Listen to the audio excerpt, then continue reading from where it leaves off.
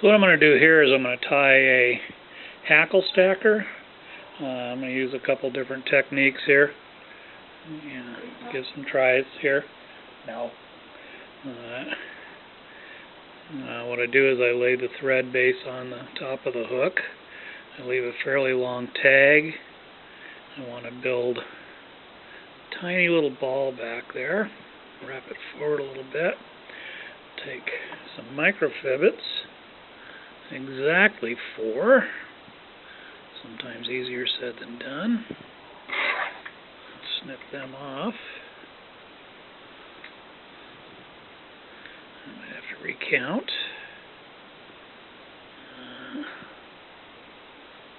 Looks like I got 5 in there. I'm going to get those at hook shank length. I'm going to roll them towards me a little bit and let them roll up on the hook shank. I want them right on top. Try to hold everything towards me a little bit. Bring that right up to that point there.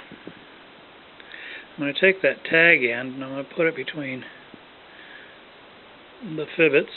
I want 2 on each side. Then I can take that thread and I can pull it, and I can splay out my microfibbets. Give it 2 or 3 good wraps on there. Secure it down. Trim it, give it a little more. Then I can go in if I want. I'll do that later, trim it off. I'm going to bring that forward, keep that thread base, build up a little bit. I got some biots. Got those soaking a little bit. They're nice if you can keep them damp. You can stick them in your mouth if you want, but I just soak them in a paper towel. Wrap that back. Biots are a little tricky. There's 4 different ways you can tie a biot in. Get into that some other time. This time I'm going to tie it so it's got a little bit of a ridge up. Secure it with some hackle pliers, straight on. And I'm going to wrap that up. Hook shank. This is going to give me a little bit of a segmented body. Work out well for an emerger. Oops. It happens.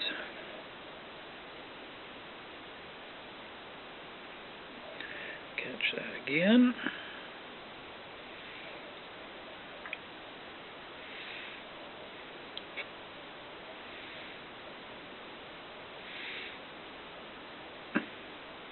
Bring that up a ways.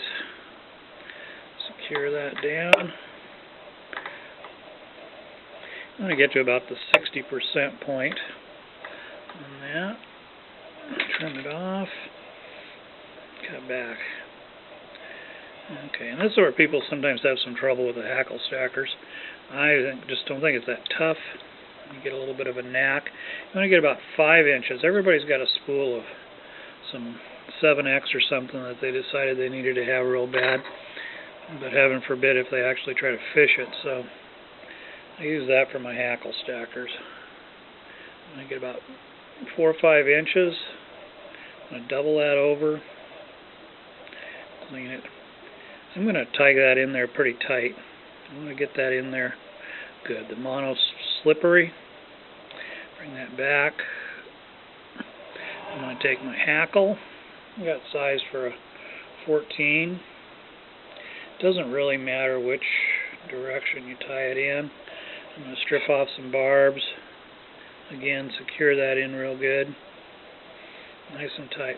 I'll take my index finger. I'm going to hold that mono loop up. I'm going to wrap around. I'm going to go up about 8 times. I'm going to get a little bit of length on that because you are going to come back down and you get a wrap over a pump. So there's, we'll call that 8. Back down about 6. And I get her down to the bottom. One more. Hold that tight. Pull everything back as close as you can. You want to keep it clean.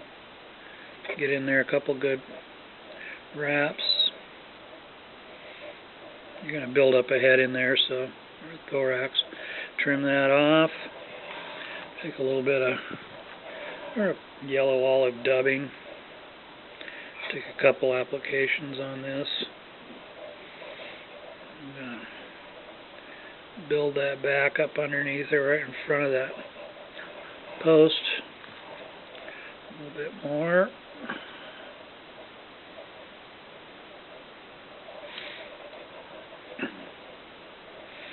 What a nice little ball on there. We got to keep plenty of head on there too. Okay, then I'm going to take that mono loop, pull everything back clean as I can.